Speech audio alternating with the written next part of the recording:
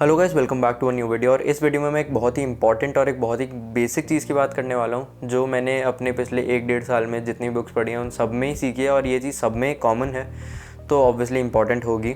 और I don't know तुम में से ये बात किसको पता है। आई गेस ये काफ़ी कॉमन सी चीज़ है, बट फिर भी काफ़ी बच्चों को, काफ़ी लोगों को इसकी नॉलेज नहीं होती है। तो ये चीज़ तुम जितना जल्दी सीख जाओगे, जितना जल्दी तुम्हें इस चीज़ के बारे में पता लग जाएगा, उतना बढ़िया है और उतना ही तुम आगे अपनी पूरी लाइफ एंड अपने जितने भी गोल्स हैं उनको प्लान कर सकते हो accordingly. So make sure you watch this video till the end. तो यार, अगर हम अपने आप से ऑनेस्ट हैं तो मेरे हिसाब से हम में से 90% का जो मेन गोल होता है that is to become rich, right. अब हम में से काफ़ियों को नहीं पता होता कि ये रिच जो टर्म है इसका मतलब क्या है। काफ़ियों के लिए ये होता है कि यार बहुत सारा पैसा, बहुत बड़ी गाड़ी, बहुत बड़ा घर, इसको काफ़ी लोग रिच कहते हैं। और इसकी एक कोई भी पर्टिकुलर डेफिनेशन जो हर एक एक्सेप्ट कर पाए, ऐसी कोई डेफिनेशन नहीं है।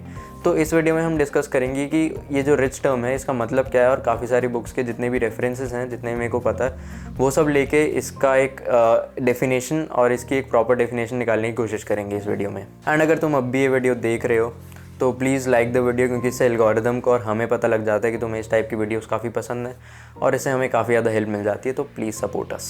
और ये वीडियो मैं इसलिए बना रहा हूँ क्योंकि जब तक हमें डेस्टिनेशन नहीं पता होगी कि हमें जाना क्या है, हमें क्या अचीव करना है, तब तक हम अपने जो भी आगे के एक्शंस हैं उनको अच्छे से प्लान नहीं कर पाएंगे।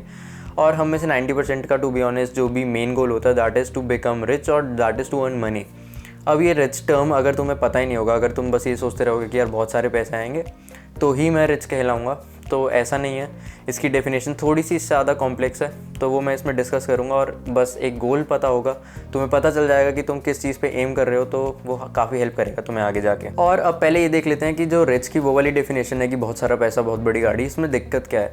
इसमें दिक्कत है कि यार मान लेते हैं कि तुम 35 ईयर्स की एज में पहुँच चुके हो और तुम्हारे पास काफ़ी सारा पैसा है। मान लेते हैं कि तुम्हारे पास 2 करोड़ रुपये हैं, ठीक है, और तुम्हारे पास अच्छी गाड़ी है, बड़ी गाड़ी है, लेकिन तुम सेटिस्फाइड नहीं हो, ठीक है, क्योंकि तुमने अपनी रिच की डेफिनेशन और आगे बढ़ा दी। तुम बोलोगे कि नहीं, दिस इज़ नॉट इनफ, अब मेरे को थोड़ा सा और काम करते हैं, थोड़ी सी और मेहनत करते हैं, थोड़े से और पैसा कमाते हैं।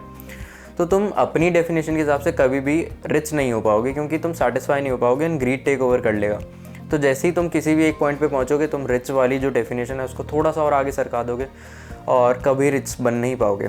तो इसका मैं एक एग्जांपल दे देता हूँ। जैसे बहुत टाइम पहले, मान लेते हैं 1960s 1970s में 1 लाख रुपए बहुत बड़ी अमाउंट होती थी, राइट। तो 1 लाख रुपए, वहाँ पे एक टर्म होती थी लखपति, अगर तुम्हें पता होगा, और तब वो बहुत ज़्यादा पैसे होते थे। बट अब अगर 2021 में तुम देखोगे तो 1 लाख रुपए बहुत ही ज़्यादा छोटी अमाउंट है, मतलब ये उतनी सब्सटैंशियल नहीं है। और लखपति अब कुछ भी, मतलब कुछ इंपॉर्टेंस नहीं है इस टर्म की। काफ़ी सारे लखपति होते हैं, अब करोड़पति को एक इम्पॉर्टेंस दी जाती है। ऐसे ही अगर अभी 1 करोड़ को अगर तुम रिच मान के चलोगे और थोड़े टाइम बाद 1 करोड़ रुपए की वैल्यू भी कम हो जाएगी, तो तुम रिच नहीं बचोगे, क्योंकि यार टाइम के साथ इन्फ्लेशन बढ़ेगी, तो इन्फ्लेशन के साथ तुम्हारी रिच की डेफिनेशन भी चेंज होती जाएगी। तो इसलिए तुम कभी रिच अपना अचीव ही नहीं कर पाओगे।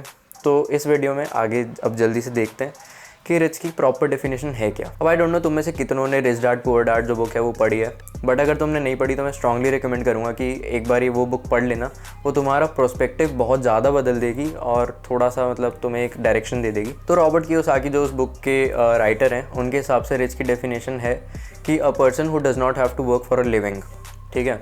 अब इस जो डेफिनेशन है इसको थोड़ा सा और डीपली समझते हैं, थोड़ा सा और डिटेल में समझते हैं। तो इस डेफिनेशन के हिसाब से अगर तुम्हें काम करने का मन नहीं है, काम पे जाने का मन नहीं है, तो तुम्हें जाना ज़रूरी नहीं है। अगर तुम्हें क्रिकेट खेलना है तो तुम क्रिकेट खेलो, तुम्हें बाहर जाके खाली आसमान को देखना, आसमान को देखो, मूवी देखनी मूवी देखो, लेकिन उसके बाद भी तुम्हारा घर चल जाएगा। अब ऐसा कैसे हो सकता है? तो इस फोटो को देखो ध्यान से, जो स्क्रीन पे है तुम्हारी, इसमें जो मंथली कैश फ्लो है दैट इज़ द सैलरी। जो भी तुम, अगर तुम कोई भी जॉब लगती है तुम्हारी कहीं भी, तो जो तुम्हें सैलरी मिलेगी that is the monthly cash inflow, ठीक है। और ये बक्सा तुम हो। और जो मंथली एक्सपेंसेस हैं, कैश आउटफ्लो, वो एक्सपेंस ई से हमने कर दिया।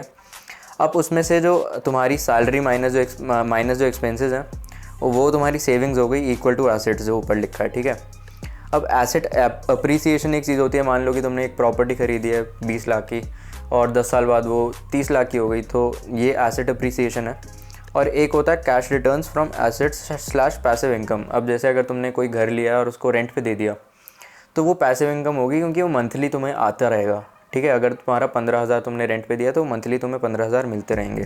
तो जैसे जैसे टाइम बढ़ता जाएगा ये सारी अमाउंट्स चेंज होती जाएंगी, तुम्हारी सैलरी एक रेट पे हर साल बढ़ेगी, तुम्हारे एक्सपेंसेस शॉर्टली बढ़ जाएंगे क्योंकि वो होता है, क्या होता है, इन्फ्लेशन होता है, तो तुम्हारे एक्सपेंसेस भी बढ़ जाएंगे, तुम्हारा जो वो क्या होता है स्टैंडर्ड ऑफ लिविंग वो भी इंक्रीज़ हो जाएगा।